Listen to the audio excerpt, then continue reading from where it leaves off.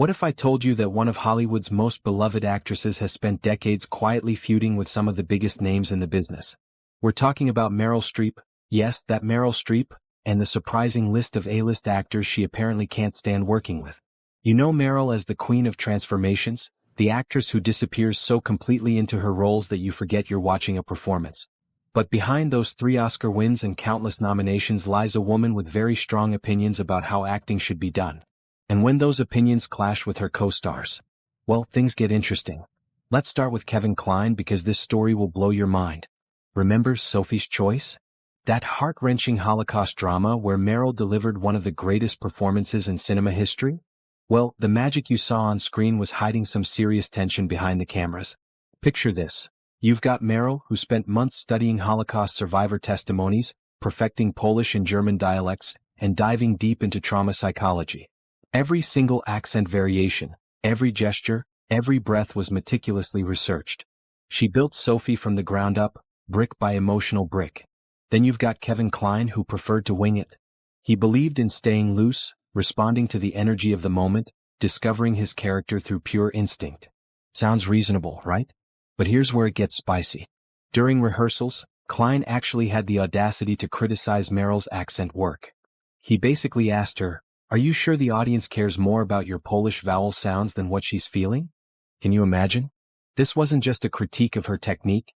It was a fundamental attack on everything she believed about acting. For Meryl, Sophie's voice wasn't just an accent. It was her pain, her displacement, her entire identity wrapped up in how she spoke. And Kline's dismissal? It cut deep. So deep that they've never worked together again. Ever. But wait, it gets better. Let's talk about Jeremy Irons because this clash was pure intellectual warfare. Both actors came from elite theatrical backgrounds. Meryl from Yale, Jeremy from Bristol Old Vic. On paper, they should have been artistic soulmates. In reality, they were like oil and water. Jeremy approached acting like sculpture, beautiful, composed, tightly controlled. He believed drama lived in suggestion, not overt expression. Meanwhile, Meryl treated characters like archaeological sites, full of buried pain and complexity that needed to be excavated, not polished.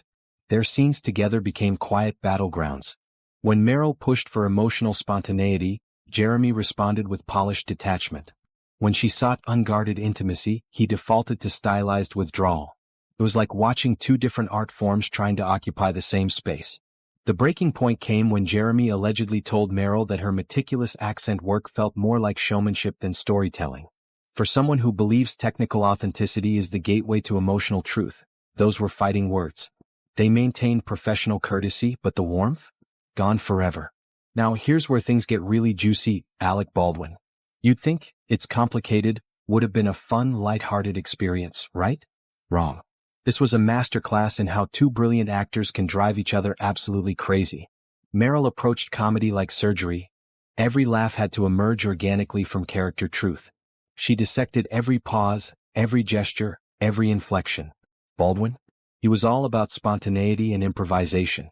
He'd change lines mid-scene, inject off-the-cuff remarks, and basically throw Meryl's carefully constructed emotional beats right out the window.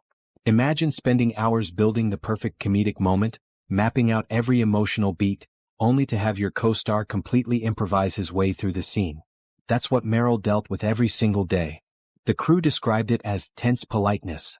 Both actors professional on the surface but clearly uncomfortable underneath. But if you think those stories are intense, wait until you hear about Jack Nicholson.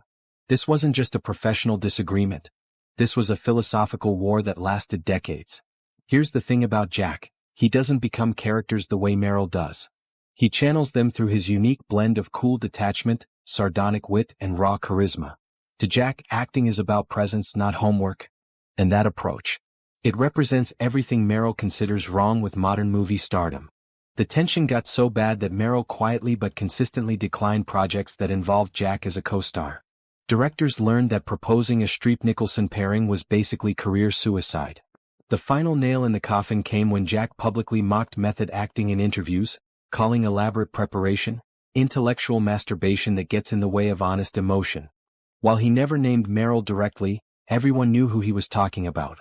For the patron saint of meticulous character construction, those comments were a direct attack on everything she stood for.